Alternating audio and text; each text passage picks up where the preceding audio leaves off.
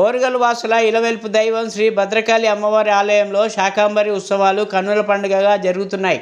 ఈ ఉత్సవాలకు వరంగల్ పశ్చిమ ఎమ్మెల్యే నాయిని రాజేందర్ రెడ్డి జ్యోతి ప్రజ్వలన చేసి ప్రారంభించారు. ఉత్సవాలలో మొదటి రోజు అమ్మవారికి శాస్త్ర కలశాభిషేకం నిర్వహించారు. అంతకుముందుగా ఆలయానికి వచ్చిన ఎమ్మెల్యేకు అర్చకులు పూర్ణకుంభంతో స్వాగతం పలికారు. 15 రోజుల పాటు జరిగే ఉత్సవాలలో అమ్మవారు రోజుకు అలంకరణ భక్తులకు దర్శనం ఇవ్వనున్నారు.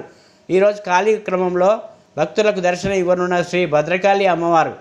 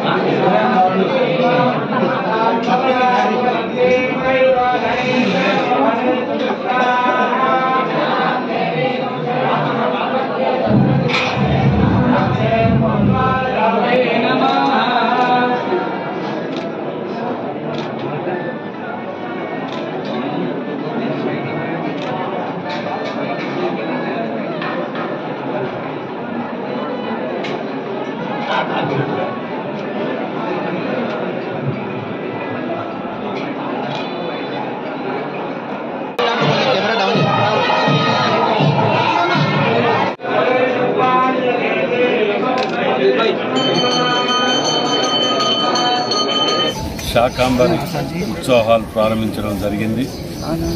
మరి ఈ శాకంబరి ఉత్సవాలకు అర్థం మీ అందరికీ తెలిసే అనుకుంటున్నా.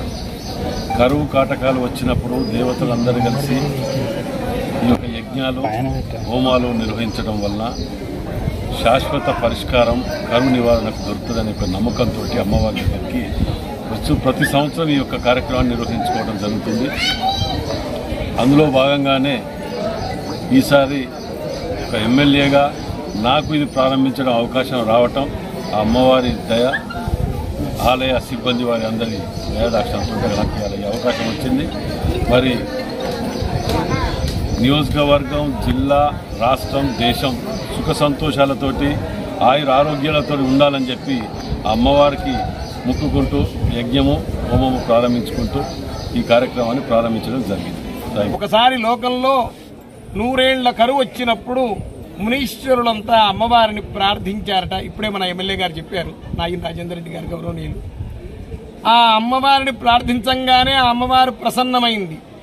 ఆమె శరీరం నుండి పలు విధములైన శాకములు, అన్నపానామృత ఫలములు ఆవిర్భవించి లోకంలోని కరువును పోగొట్టింది ఆ జగన్మాత.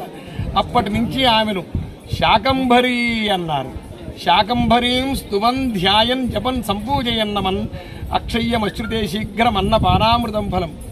ఎవరైతే ఈ శాకంభరిని ఆరాధిస్తారో వాళ్లకు అన్నపానామృత ఫలములు అక్షయ్యంగా లభిస్తాయి. గ్రీష్మ ఋతువు నాట్లు జరిగి విత్తులు విత్తే సమయం ఇది.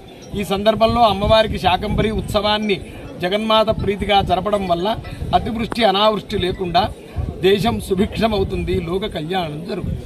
ఇలా క్రమం చెప్పరా సార్?